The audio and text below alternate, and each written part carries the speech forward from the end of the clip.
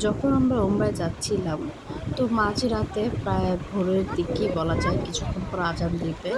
তো তখন আমরা একটা পেট্রোল পাম্প স্টেশনে থামলাম। তোমরা এদিকে। ওখানে থেমে ওদের ওইখানেই তো একটা মসজিদ থাকে। মসজিদটা খুবই সুন্দর।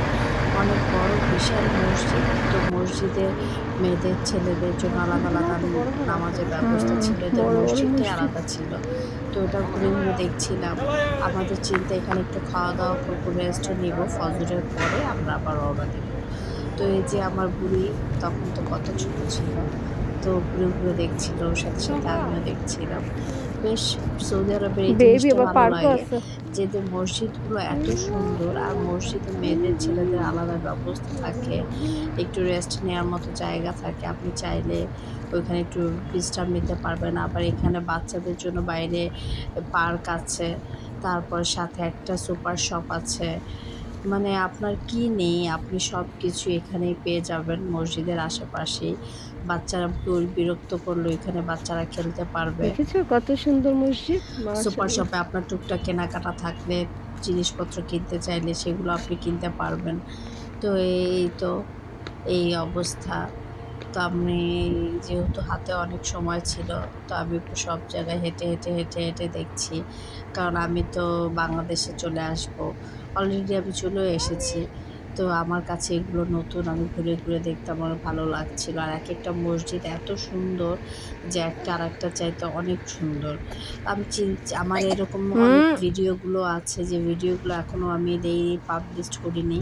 আমি আস্তে, আস্তে চেষ্টা করব ওগুলো পাবলিশ করার জন্য।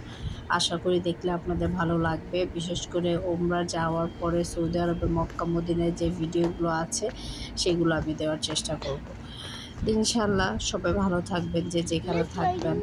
আমি আগের চাইতে এখন আলহামদুলিল্লাহ অনেকটা সুস্থ আছি। তাই ভিডিওগুলো দিতে পারছি।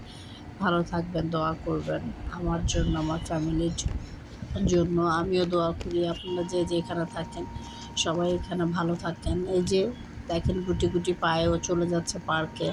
ও পার্কে যেয়ে ওখানে খেলবে। আল্লাহ হাফেজ।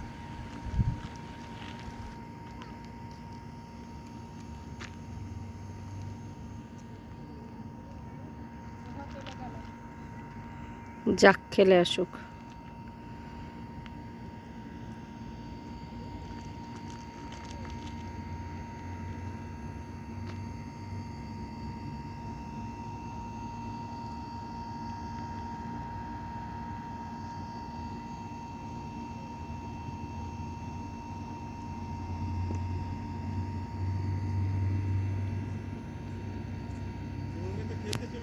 হুম।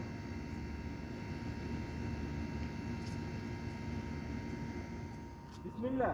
সেফর বিসমিল্লাহ।